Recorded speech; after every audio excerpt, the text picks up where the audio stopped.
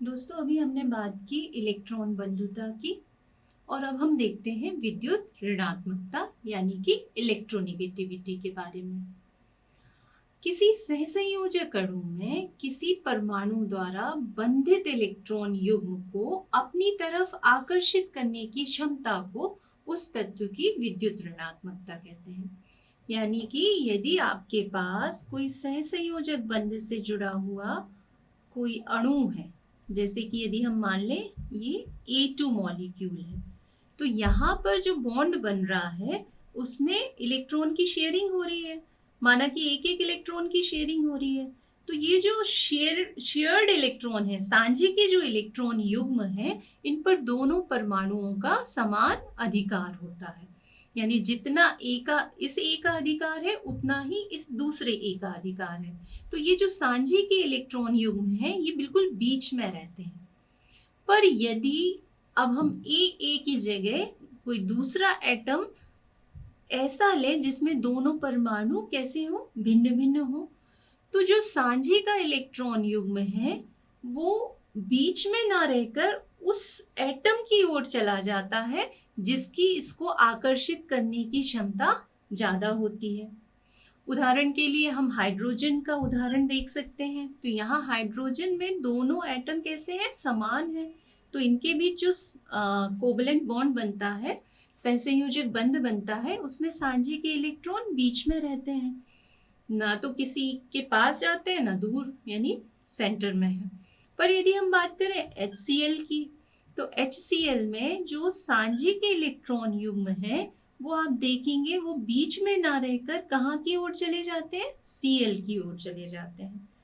तो इस एटम का इन सांझे के इलेक्ट्रॉन को अपनी ओर आकर्षित करने की क्षमता है ना, यानी किसी सहसंयोजक अणु में किसी परमाणु द्वारा इस सांझे के इलेक्ट्रॉन युग्म को अपनी तरफ आकर्षित करने की क्षमता को ही उसकी विद्युत ऋणात्मकता कहते हैं। और इसे एक ग्रीक अक्षर काई से हम प्रदर्शित करते हैं, जिसमें विद्युत ऋणात्मकता होती है उस अणु में ध्रुवीय गुण आ जाता है। यानी जो एटम इलेक्ट्रॉन्स को अपनी ओर आकर्षित कर रहा है उस पर आंशिक ऋणावेश आ जाता है, और जहां से इलेक्ट्रॉन दूर की ओर जा रहे हैं उस पर आंशिक धनावेश आ जाता है। तो इस तरीके से वो जो अणु है वो ध्रुवीय हो जाता है, उसमें दो ध्रुव डेवलप हो जाते हैं, है ना। तो हमने यहाँ पर देखा कि विद्युत ऋणात्मकता होने से जो सहसंयोजक बंध है उसमें भी ध्रुवीय गुण आ जाते हैं। अब हम देखते हैं कि विद्युत ऋणात्मकता किस पर निर्भर करती है। तो विद्युत ऋणात्मकता सबसे पहला फैक्टर यदि हम देखें तो परमाणुवीय आकार पर निर्भर करती है। जैसे जैसे तत्व का परमाणु आकार बढ़ता जाएगा विद्युत ऋणात्मकता का मान घटता जाएगा, या दूसरे शब्दों में कहें तो परमाणु आकार कम होने पर विद्युत ऋणात्मकता का मान बढ़ता जाता है। तो ऐसा क्यों? क्योंकि यदि परमाणु का आकार कम होगा तो नाभिक से दूरी, इन शेयर्ड इलेक्ट्रॉन्स की नाभिक से दूरी कम होगी, यानी उन पर नाभिक का आकर्षण ज्यादा होगा। तो परमाणु का आकार कम होने पर नाभिक का आकर्षण ज्यादा होगा, यानी इलेक्ट्रॉन्स उस एटम की ओर चले जाएंगे। दूसरी बात, उस पर उपस्थित प्रभावी नाभिकीय आवेश, यानी किसी परमाणु के नाभिकीय आवेश में वृद्धि के साथ विद्युत ऋणात्मकता का मान बढ़ता जाता है। डेफिनेटली वो बढ़ेगा क्योंकि नाभिकीय आवेश बढ़ा तो आकर्षण बढ़ा, यानी उसने इलेक्ट्रॉन्स को अपनी ओर खींचा, यानी उसके आकर्षित करने की क्षमता में वृद्धि हो गई, यानी उसकी विद्युत ऋणात्मकता बढ़ गई। साथ ही जो विद्युत ऋणात्मकता का मान है वो इस बात पर भी निर्भर करता है कि जो आपका अणु है उसके संकृत कक्ष में S कैरेक्टर ज्यादा है या P कैरेक्टर ज्यादा है। सामान्यतः ये देखा जाता है कि किसी परमाणु की संकृत अवस्था में जो संकृत कक्षक हैं उनमें यदि S लक्षण बढ़ता जाता है तो उसकी विद्युत ऋणात्मकता भी बढ़ती जाती है।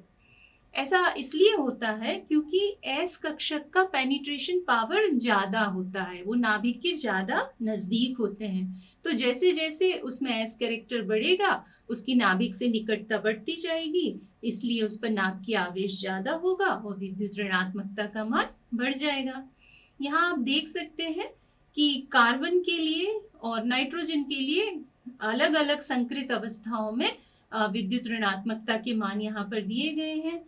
तो Sp में S कैरेक्टर सबसे ज्यादा है, 50% S है, 50% P है, इसलिए यहाँ पर विद्युत ऋणात्मकता का मान भी सबसे ज्यादा है।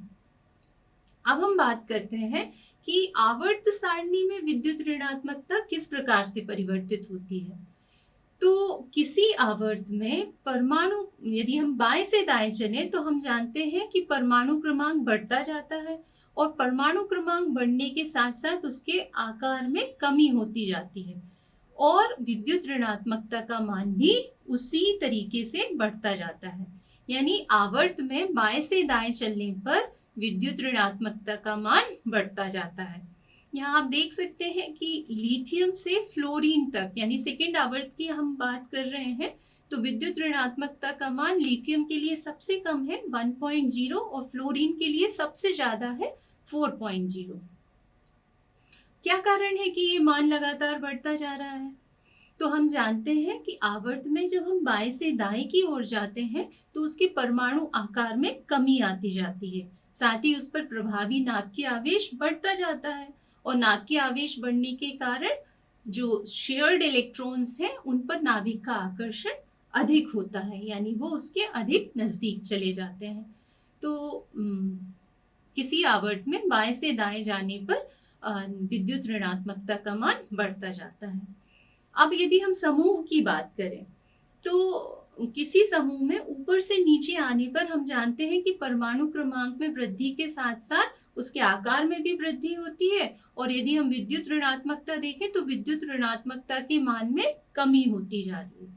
ऐसा इसलिए हो रहा है क्योंकि ऊपर से नीचे जाने पर परमाणु का आकार बढ़ रहा है, जिससे प्रभावी नाभ की आवेश कम होता जा रहा है और नाभ की आवेश कम हुआ तो नाभिक का इलेक्ट्रॉन के लिए आकर्षण भी कैसा होगा? कम होगा। तो यहाँ आप देख सकते हैं कि लिथियम से फ्रेंचियम तक यदि हम ग्रुप में जाते हैं तो आप लगातार विद्युत ऋणात्मकता के मान में कमी यहाँ पर देख सकते हैं।